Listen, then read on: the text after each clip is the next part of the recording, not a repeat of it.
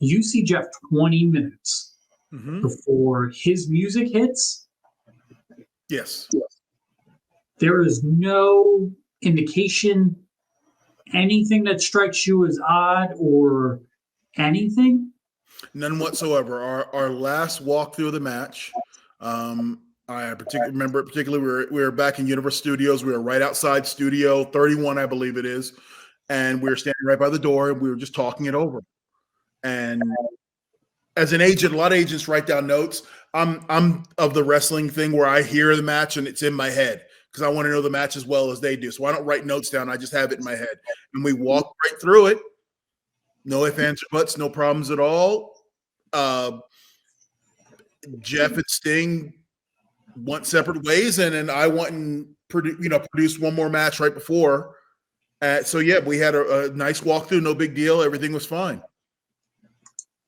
In reality, by the backstage, been on a show, you've worked God knows how many places.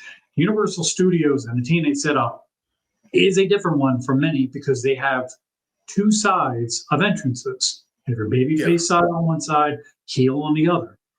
Is that tough as an agent? Is that tough as someone who's got to run back and forth and be in communication with everybody? No, because at that point I'm stationed at one entrance, and then there's a line of communication, back and forth to the other entrance. So we're always in contact. It's not like I'm running back and forth. I'm in one spot, and then everything works from there. What spot are you in? Do you remember? Were you heel or babyface? I can't remember. It's the closest one to the front door, so I think that's babyface. I think heels made the long walk. So I was right by babyface. You're on the Sting side of things. Yes. So but everyone comes through the same area, and then there's a walkway around to the heel side. So everyone has to start in the same spot. So the match before Sting and Jeff is Mr. Anderson and Rob Van Dam. And the match before that is AJ Styles and Matt Hardy. Do you remember which one of those matches you ended up agenting? I want to say it was Mr. Anderson's match. So you have the match directly before. Yes. And then as I recall, I remember getting that match together and then turning around, walking back because there was some pre-tapes happening. And this is where I interacted with Jeff for the last time. And this is when I knew there was an issue. So while you're agenting, and everybody's seen this kind of now with WWE Unreal on Netflix, while you're the agent of the match, you are on headset, you are in Gorilla. Is that correct? Yes. So you're communicating with the truck, you're communicating with the producers, timing, and making sure everything is hitting cameras, so on and so forth, and the referee as well. Is that correct? Absolutely, yes. Okay. So Ken and Rob Van Dam are going home. You know Sting and Jeff is next. Mm-hmm.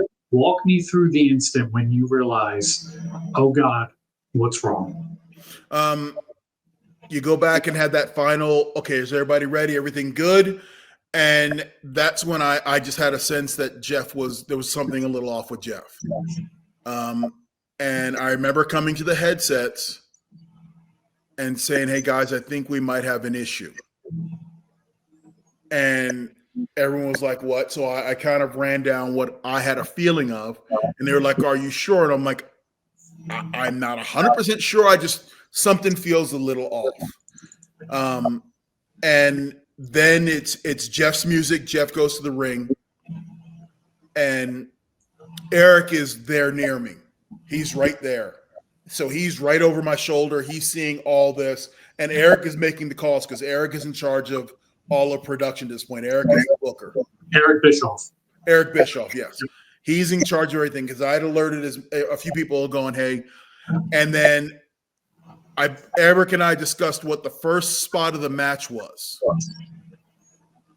So I told him, I was like, if he doesn't get through this, then we have an issue. Then Sting goes out, and I love Jeff, and this is not going to be a beatdown session or a kill on Jeff, and it's just, it is what it is, and Jeff will tell you he was in a bad place at that point, but just from the opening seconds of it, you could tell something was amiss. So Jeff's music hits. It takes forever for him to go down the ramp. Yeah. When you do, he Mhm. makes eye contact with the camera, and you can tell something's not right. Sting's music hits, and as Sting's music hits, and it's important to remember this, Eric is a heel. Eric is the guy leading the top heel group. He's on Jeff's side. And as Sting is walking down, the camera's shooting Jeff, and Jeff is not of sound mind and body, let's say. Yeah, the first spot of the match was supposed to be a jump start, and So- that's when Jeff tries to give out the T-shirt in the middle of the jump start, and that's when we all knew.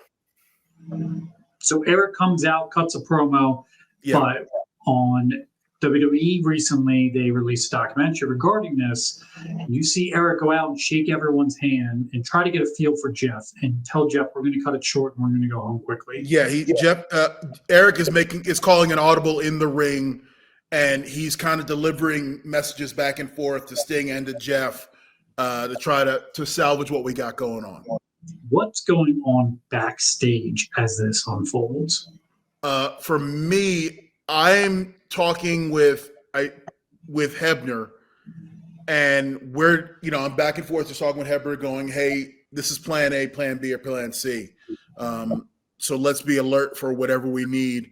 And then I remember at some point telling Hebner, I was like, "When Sting puts his shoulders to the mat, I don't care whatever you do. I don't care if he kicks out at 1. You count 3.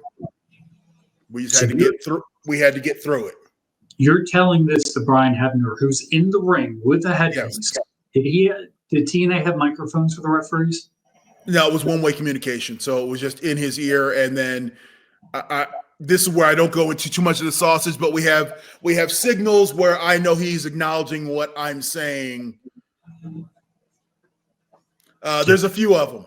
Yes. And each referee, there's standard ones, and each referee has particularly Brian and I, we are like, he and I are buds. So we have sometimes there's nonverbal communication between us where I know. And if you know Hebner, he's very expressive with his face. So we have a few signals. So Jeff's T-shirt, he's messing around. You can tell Sting is not in a good mood at this point in time. Yes, yeah. Does Sting know Jeff's off before Jeff walks down the ramp? Sting is aware that Jeff is not 100%. It would not be in anyone's best interest to let Sting walk out there blind to that. So it was telling him what's going on, and Sting is like, okay. And as long as he's aware of it, he can then try to handle it his best once he gets to the ring. When we go to the finish, Sting grabs Jeff, hits him with the Scorpion Death Drop. 1, 2, and Jeff kicks out. But as you instructed to Brian, he counts 3. Count 3, yes. When that bell rings, in your mind, what's next? The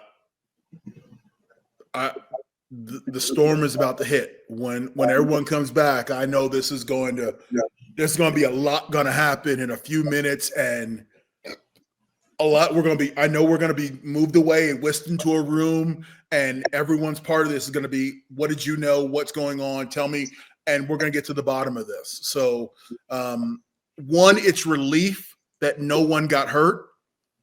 B, it's relief that it's over. C, it's disappointment because that was such a built-up main event, and to really deliver an underwhelming main event was disheartening. And then it was, let's get to the root of this issue.